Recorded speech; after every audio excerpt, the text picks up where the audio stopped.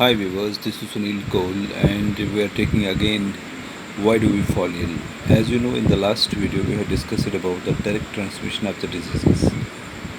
Dear students, आपको पता है कि डायरेक्ट ट्रांसमिशन जो है एक जो इन्फेक्टेड पर्सन होता है, जैसे हमने लास्ट टाइम किया था बात कि अगर किसी को कफ हो या स्नीजिंग हो या कुछ कोल्ड हो तो उसकी जो स्नीजिंग है, ड्रॉपलेट्स या उसके जो निकलते हैं वो दूसरे एक हेल्दी इंसान को बीमार करते हैं, तो ये डायरेक्ट कंटैक्ट में आता है, तो इस वजह से ये ट्रांसमिशन हो जाता है।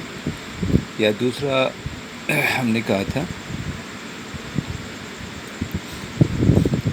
अगर हम ये इसके आगे हमने ये कहा था जैसे फ्यूलर ट्रांसमिशन होते हैं तो इसमें भी डायरेक्ट हो जाता है, तो जैसे कि हेपेटाइटिस बी है या अगर हम ब्लड किसी को दे देंगे तो दूसरे को इन्फेक्शन हो जाता है, तो these are the types of the transmissions.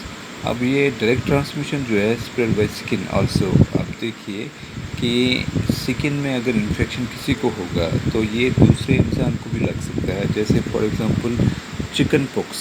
आप इस इमेज में देखते हैं कि चिकन पॉक्स जो है वो रेड ड्रॉप्स आते हैं बॉडी के ऊपर, उसको फिर अलग रखा जाता है ताकि उसका जो इन्फेक्शन है वो दूसरे को न लग जाए। जैसे आपने पहले देखा था चिकन पॉक्स जो है वो बहुत ही काफ़ी फैला हुआ था, जब काफ़ी पहले की बात है, तो इसमें एक काफ़ी टाइम लगता है इसको कंट्रोल करने में।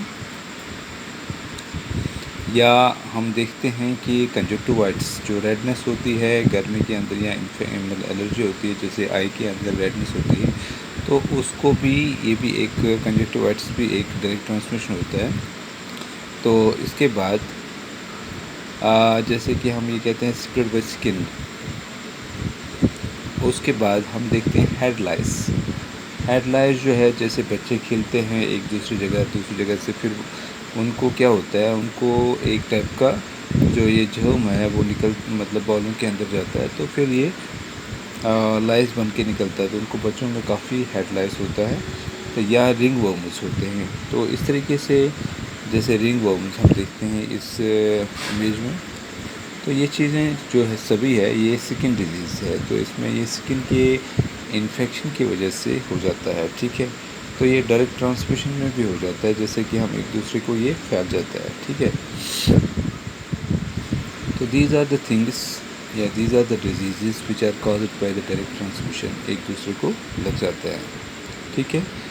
तो आपने पढ़ा है कि जो एक मतलब सारे टाइप्स के डिज़ीज़ जो आपने पढ़ा, एक्यूट जैसे आपने पढ़ा है ये या शॉर्ट टर्म या acute chronic types of disease जो लॉन्ग टर्म में आते हैं, या डायरेक्ट इंट्रिंसिक और external factors responsible for the disease.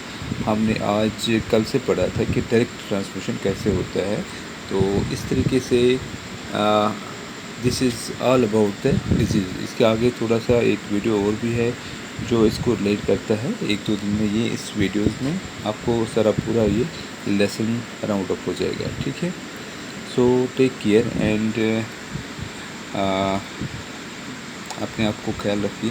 तो इसको जो आपको ये वीडियो देख रहे हैं इसको आप थोड़ा गौर से पढ़िएगा और try to help it others, और इसको शेयर कर लीजिए आप दूसरे अपने दोस्तों, ठीक है। Till then okay and good bye.